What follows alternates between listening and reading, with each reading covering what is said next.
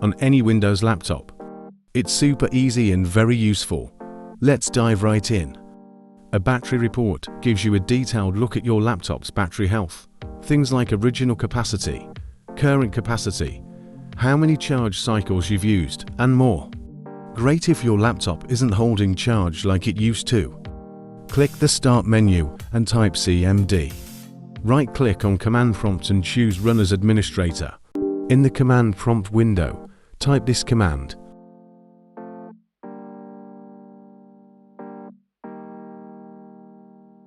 Then hit Enter. Report saved. You'll see a message like Open File Explorer.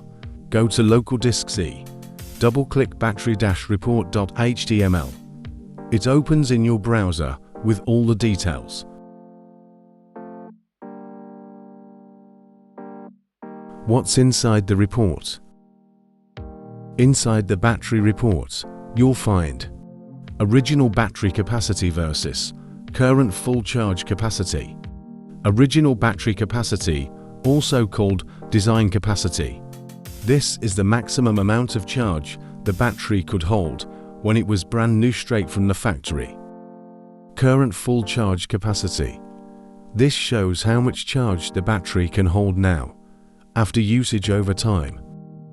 Recent usage in the battery report shows a detailed timeline of when your laptop was running on battery or plugged in, along with how much charge was used.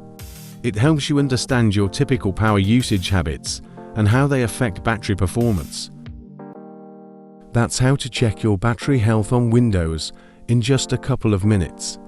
If you found this helpful, hit like, drop a comment, and subscribe for more quick tech tips. Thanks for watching, and see you next time.